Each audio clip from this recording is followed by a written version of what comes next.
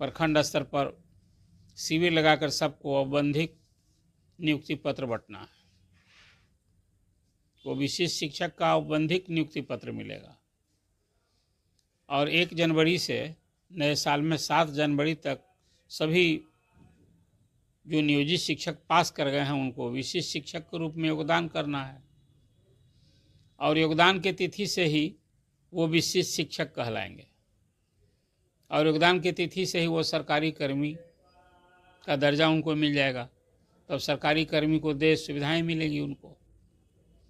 अब फिर वेतन भी उनको उसी स्कूल से मिला है। जनवरी का वेतन विशिष्ट शिक्षकों को जहां वो अभी पदस्थापित हैं, सरकार का तो आदेश हो गया है कि जो जहां पढ़ा रहे हैं वहीं योगदान करना है। अब योगदान करने के लिए चिट्ठी अभी निकल रही है। अब उस चिट्ठी में जो पहले भी आपने कुछ सूचना दी थी और सरकार का आदेश भी है कि जैसे ही वो योगदान करेंगे तो नियोजित शिक्षक से स्वतः विरमित हो जाएंगे और ये प्रमाण पत्र जैसे ही उनको मिलेगा योगदान करने का तो वो नियोजित शिक्षक नहीं रह जाएंगे।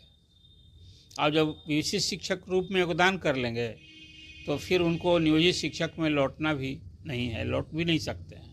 मतलब सबकी नौकरी नियोजित शिक्षक 2,52,000 दो चरणों में पास किए हैं वो सभी विशिष्ट शिक्षक हो जाएंगे और सरकारी कर्मी बन जाएंगे। यहाँ तक तो जो ये लड़ाई लड़ी है सबों ने सरकारी कर्मी का वो तो हो जाएंगे लोग, लेकिन अब मूल सवाल है पूरे बिहार के विशिष्ट शिक्षक जो नियोजित शिक्षक से विशिष्ट शिक्षक बनने जा रहे हैं उधेड़बुन में कि हर साल जनवरी में जो उनको 3% का वेतन का इंक्रीमेंट मिलता है उसका क्या होगा।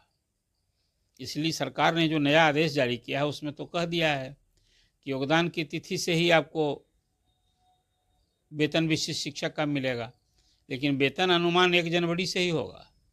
1 जनवरी से ही विशिष्ट शिक्षकों का वेतन अनुमान है, तो जहाँ ज्वाइन करेंगे वहाँ 1 तारीख से उनको वेतन मिलेगा।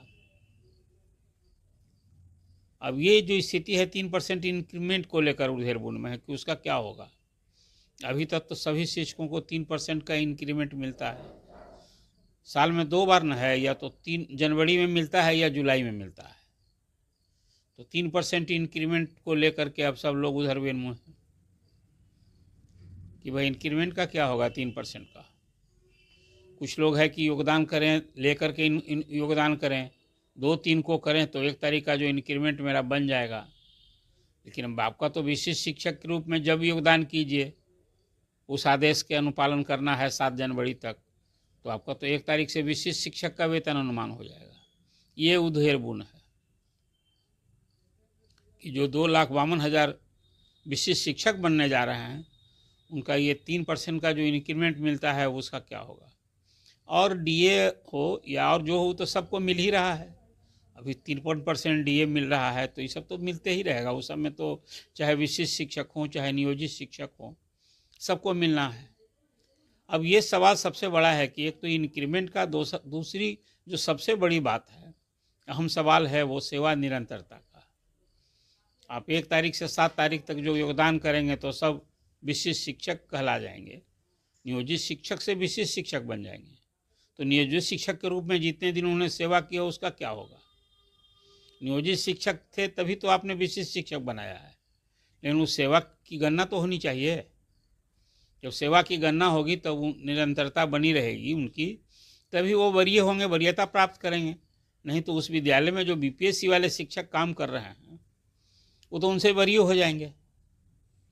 हाँ, वेतन का संरक्षण मिलेगा, ये विशिष्ट शिक्षक नियमावली में स्पष्ट प्रावधान 23 में जो नियमावली आई थी उसी में यह स्पष्ट था कि वही उनको वेतन संरक्षण का लाभ मिलेगा। लेकिन 3% इंक्रीमेंट का जो सवाल है वो एक बड़ा सवाल है और सेवा निरंतरता के संबंध में अभी तक कोई स्पष्ट आदेश सरकार का नहीं है, तो ये अलग उधेड़बुन में है। और तीसरा सवाल प्रोन्नति का है कि भाई जो नियोजित शिक्षक 3 से ही ना नियोजित शिक्षक, जो पहले तो लोग शिक्षा मित्र में बहाल हुए थे, तो बाद में जब नीतीश जी की सरकार आई सभी नियोजित शिक्षक हो गए, तब उस सब का नियोजित शिक्षक जो काम कर रहे हैं उनकी वेतन की सेवा निरंतरता का लाभ नहीं मिलेगा। तो कई सुविधाओं से वो वंचित हो जाएंगे। पेंशन का क्या होगा? पेंशन फिर वो 1 जनवरी से जो विशिष्ट शिक्षक बनेंगे उसके आधार पर होगा। सेवानिवृत्तता की मांग भी पूर्णतः जायज़ है। तो सरकार ने कुछ इस ढंग से नियमावली बनाई है कि जिसमें कई सवाल हैं जिसको मीट करना है। वो फरमान पर फरमान जारी हो रहा है और यही कारण है कि अब शिक्षक महसूस करते हैं कि भाई उनके साथ तो एक तुगलक की फरमान जारी हो रहा है। इन्हीं सब कारणों से जो 3 नियोजित शिक्षक हैं अब बेगूसराय में बैठक करने जा रहे हैं 29 तारीख को कि भाई आगे हमारी क्या रणनीति होगी। सरकार तो जैसे चाह रही है, हम लोगों ने विरोध किया था कि बीपीएससी मत लीजिए, तो बीपीएससी की परीक्षा हो गई, 2,17,000 बीपीएससी शिक्षक हो गए, उसमें 28,000 नियोजित शिक्षक भी हो गए शामिल और पास करके। अब जो नियोजित शिक्षक अध्यापक बन गए हैं, बीपीएससी शिक्षक बन गए हैं, उनको भी कोई लाभ नहीं मिला है अभी। जो अन्य दूसरे बीपीएससी शिक्षक को लाभ मिल रहा है उनको वही लाभ मिल रहा है, अतिरिक्त लाभ नहीं मिला। तो उनका भी सवाल है, जब तक सेवा निरंतरता की ये मांग पूरी नहीं होगी, ये मांग तो दी ही जानी चाहिए। ये सरकार की भला ये सोच है, जो लोग लड़ाई लड़ी, आपने सरकारी कर्मी बना दिया और एक ही आप कह रहे हैं कि सभी पंचायत निकाय और नगर निकाय के अधीन थे, आप अब सरकार के अधीन हुए हैं तो आप पर उसी अनुरूप होगा। अरे भाई साहब, पंचायत और नगर निकाय में भी उसके नियुक्ति के नियम किसने बनाए? आप सारे नगर निकायों को और पंचायत निकायों को शिक्षकों के लिए वेतन दे रहे थे तो सरकार ही दे रही थी, और उसका सब कुछ मिला के कंट्रोलिंग ऑफिसर अंतर तो विभाग ही था। तो फिर जब सरकारी कर्मी बना रहे हैं तब फिर ये कह रहे हैं कि नहीं नहीं, नियोजित शिक्षक तो नियोजन इकाई उनकी भिन्न थी, पंचायत निकाय था, नगर निकाय था, अब न बने हैं। बिल्कुल न्यायपूर्ण ये दृष्टिकोण मैं मानता हूँ। सरकार सब कुछ भला करके भी क्यों इस तरह का अप्रोच रख रही है, हैरानी की बात है। देखिए, चुनाव का साल है, ये बात मैं बार बार दोहराता रहता हूँ कि ये 2.5 लाख शिक्षक, 2,52,000 अभी विशिष्ट शिक्षक की समस्या को लेकर चर्चा कर रहे हैं। तो इस 2.5 लाख शिक्षक, 2,52,000 शिक्षक नहीं, शिक्षक परिवार हैं, इसको मत भूलिए। आपको याद होगा 2021 में अप्रैल से नीतीश कुमार ने शिक्षकों के वेतन में 15% बढ़ोतरी की घोषणा की थी। बाद में चलिए एक वेतनमान आया, सबके लिए नियत वेतन और प्लस फिर 3% का इंक्रीमेंट, यही नहीं चल रहा है। तो अब सवाल है कि फिर सबकी निगाह टिकी है कि भाई चुनाव का साल है, कुछ खास करके अलग कोई तोहफा फिर मिलेगा क्या, एक सवाल है। अभी तो सेवा निरंतरता ही सबसे बड़ी मांग है। ये 85,000 शिक्षक जो कोई परीक्षा भी नहीं दिए हैं या नहीं ही देना चाहते हैं, 2003 में, 5 में, 7 में जो खास करके लालू जी के समय में बहाल हुए शिक्षा मित्र, अब वो सभी प्राइमरी में जो बहाल हुए थे उनको लगभग 50,000 रुपया भी मिलता है।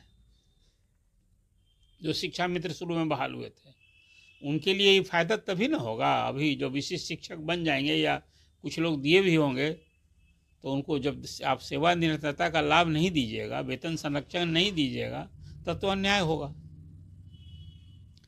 तो ये सब सारे सवाल हैं जिसको जिस उधेड़ बुन में बिहार के 2,52,000 विशिष्ट शिक्षक जो कल और परसों औपबंधिक नियुक्ति पत्र लेंगे और फिर जब योगदान कर लेंगे तो उनके सारे प्रमाण पत्रों का डॉक्यूमेंट वेरिफिकेशन होगा और उसके बाद जब सब कुछ दुरुस्त हो जाएगा तब उनको शिक्षक, विशिष्ट शिक्षक का वेतनमान कहिए वेतन मिलना शुरू होगा। अब देखिए इस डॉक्यूमेंट वेरिफिकेशन में कितने समय लगते हैं, ये जनवरी फरवरी पता नहीं, ये 2,52,000 शिक्षकों का अभी वेतन तभी मैसर होगा जब उनका डॉक्यूमेंट वेरिफिकेशन हो। ये सब नियमावली की बात मैं कर रहा हूँ, लेकिन एक सवाल अभी भी है कि भाई विशिष्ट शिक्षकों की सेवा निरंतरता का लाभ मिलना चाहिए। जो नियोजित शिक्षक बीपीएससी बन गए हैं उन्हें भी लाभ मिलना चाहिए। अब तो जो 3% इंक्रीमेंट का सवाल है वो तो सभी शिक्षकों को मिलना है, बीपीएससी के भी शिक्षकों को मिलना है, और नियोजित शिक्षक जो अभी 85,000 नहीं दिए हैं परीक्षा उन्हें भी मिलना है। लेकिन ये विशिष्ट शिक्षकों के बारे में अभी जो है सबसे बड़ा सवाल है। 1 तारीख से जो 3% का इंक्रीमेंट जनवरी में दे है उसके बारे में कोई स्पष्ट अभी सरकार की नीति और दिशा निर्देश नहीं सामने दिख रहा है। तो एक बड़ा सवाल है ये, इसको लेकर भारी उधेड़-बुन है शिक्षकों में। रही बात शिक्षकों को लेकर, जो सरकार अभी मेहरबान हुई है कि भाई शिक्षकों को विशेष समस्या को लेकर जो ट्रांसफ़र पोस्टिंग के लिए आवेदन ले चुकी है, 1,60,000 शिक्षक हैं। गंभीर रोग, असाध्य रोग, हस्बैंड वाइफ को एक जगह करना, विकलांग शिक्षक को उनकी समस्या को ध्यान में रखकर करना, ये सब जो एक कैटेगरी बनाई गई है, तो उनके भी तबादले पर सभी आवेदन का निष्पादन होना है और उसके हिसाब से अब उनको भी नए वर्ष में सबको इन सूचना मिलने लगेगी। अभी तो नहीं मिली है, लेकिन सबको भी सूचना आने लगेगी। 1,60,000 वैसे शिक्षक हैं। अब उसके बाद विभाग उसमें उसी प्राथमिकता के हिसाब से प्राथमिक, पहले तो गंभीर रोग, असाध्य रोग और विकलांग, और फिर पति पत्नी का ये सब किस रूप में किया जा रहा है, अभी स्पष्ट चर्चा तो बहुत सुनने को मिल रही है। लेकिन एसीएस ने कहा था कि भाई समस्या वालों में भी किसको पहले प्राथमिकता देंगे और किसको अंत में देंगे, ये भी एक सवाल था। लेकिन अब वो तो बता चुके हैं कि भाई जो विशेष समस्या वाले हैं सबका करना है, जिनका आवेदन लिए हैं तो वो होगा। अब वो प्रधान शिक्षक 38,000 उनकी भी पोस्टिंग होनी है, जो 1 to 5 के स्कूल में जाएंगे प्रारंभिक विद्यालयों में, और 6,000 हेडमास्टर जो मिडिल स्कूल में जाएंगे। अब उनकी पोस्टिंग कहाँ होगी? अब सब जो अभी सरकार कह रही है कि भाई शिक्षकों की समस्या का ध्यान रखेंगे, उनको घर के करीब मतलब असुविधा नहीं हो, ये जब इस दृष्टि से सबका ट्रांसफ़र पोस्टिंग हो रहा है तो स्वाभाविक है जो प्रधान शिक्षक हैं वो भी चाहेंगे कि जहाँ काम कर रहे हैं एटलीस्ट तो जिला में, उसी जिला में हो या फिर एक ही जिला में हो। तो उनके लिए तो कोई मांगा नहीं गया अभी जिला का ऑप्शन, और उस संबंध में एक स्पष्ट नीति भी अभी नहीं सामने दिख रही है। लेकिन लगता है कि सरकार का जो उदारचित है उसमें भरसक ये होगा कि सबको पहले जो जहाँ है उस ज़िले में ही करें। अब उनके लिए ब्लॉक का ऑप्शन, पंचायत का ऑप्शन ये लिया जाना है, लेकिन काउंसलिंग तो हो गई है पूरी, अब उनकी पोस्टिंग का सवाल। और फिर नए साल में जो तृतीय चरण में TR 3 में जो हुए हैं बहाल, उनकी काउंसलिंग होनी है। वही कोई 80, 82, 85 हज़ार टीचर हैं, तो काउंसलिंग होगी तब फिर उनकी पोस्टिंग होनी है। कुल मिला जुला कर शिक्षा विभाग अभी ट्रांसफ़र, पोस्टिंग और फिर नई नियुक्ति इसमें उलझा है। अभी तो एक साथ 2,52,000, मतलब अब बजाबता हर स्कूल में जो 4 कैटेगरी शिक्षक की थी तभी तो कागज़ पर थे लोग, लेकिन बजाबता अब एक कैटेगरी विशिष्ट शिक्षकों की एक बड़ी जमात 2,52,000 फिलहाल। अब तीसरी, चौथी और पाँचवीं 3 बार परीक्षा होगी और 85,000 में तो मुझे लगता है कि खासकर जो शिक्षा मित्र में बहाल लोग हैं उसमें तो अधिसंख्य लोग परीक्षा नहीं देंगे, क्या कि उनका तो घर छूट जाएगा। अधिसंख्य लोग तो अपने घर और गांव में ही है ना, घर जहां स्कूल में। और सही शिक्षकों के बारे में सरकार को ये समझ बनी है कि ये लोग अभी स्कूल से अभी उनकी अनुपस्थिति अनियमित हो रही है, हाजिरी बनाकर निकल जाते हैं। उसके बारे में भी कुछ अलग जो आपने देखा कि हाजिरी की जो 2 व्यवस्था की गई है, इन और आउट, उसमें भी कहीं घाल मेल की जो शिकायत मिली है तो फिर उस पर सख्त है सरकार। तो नए साल में इंस्पेक्शन का फिर वही दौर आने वाला है जो के पाठक के समय में हुआ था, और सारे जो इंस्पेक्शन करने वाले अधिकारी हैं अब उनको एंसरेबल बनाया गया है, इसलिए कि अब ACS सिद्धार्थ जो मोबाइल से हर दिन, हर वर्किंग डे को जो 10 स्कूल में फ़ोन करके स्कूल की तस्वीर जान रहे हैं, स्कूल की परिस्थिति स्थिति जान रहे हैं, तो कई नया फीडबैक मिल रहा है। तो उस पर तो कार्रवाई न होनी है। उसमें पहली सख्ती है कि जो शिक्षक गायब हो जाते हैं उनको पहले दुरुस्त करना है। तो अभी बिहार की खास करके शिक्षा जगत की जो चर्चा है, जो समस्या है, जो खासकर विशिष्ट शिक्षक बनने जा रहे हैं, 2,52,000 शिक्षकों में जो एक उधेड़बुन की स्थिति है, क्या होगा? 3% इंक्रीमेंट का, सेवा निरंतरता का क्या होगा, और जितना साल काम किए हैं उनकी प्रोन्नति का क्या होगा? 12 साल में प्रोन्नति मिल जानी थी, हाई कोर्ट का आदेश भी और कई जिलों में मैं देख रहा हूँ, उस दिशा में कार्रवाई करने के लिए भी चिट्ठी लिखी जा रही है। लेकिन अब अंततः उस संबंध में भी सरकार को फैसला लेना है। अब तो नियोजित शिक्षक सब विशिष्ट शिक्षक हो गए, और जब विशिष्ट शिक्षक हो गए तो 8 साल के बाद प्रमोशन मिलना है। लेकिन जो पुरानी सेवा किए हैं, सेवा निरंतरता का जब लाभ मिलना है और मिलेगा, मिलना चाहिए भी, तो प्रोन्नति के भी वो हकदार हैं। कुल मिलाकर शिक्षकों की ये समस्या एक ही नए वर्ष में फ़ायदा है। ये 2,52,000 शिक्षक बीपीएससी शिक्षक की तरह सरकारी कर्मी होने जा रहे हैं। बाकी तो अब कई सुविधाओं के लिए अब ईपीएफ कटता था तो पीएफ कटेगा, लेकिन एनपीएस का जो लाभ मिलना है उसमें भी बड़ा सवाल है। सेवानिवृत्ति का लाभ मिलेगा तभी विशिष्ट शिक्षक को एहसास होगा कि उनकी ये लड़ाई, जो उन्होंने सरकारी कर्मी बनने की लड़ाई लड़ी, वो फलदायी रहा है। तो मूल सवाल यही है, सेवा निरंतरता और फिर प्रोन्नति, 3% इंक्रीमेंट। ये अभी 3 मुद्दे हैं, खास करके सक्षमता उत्तीर्ण नियोजित शिक्षकों के सामने।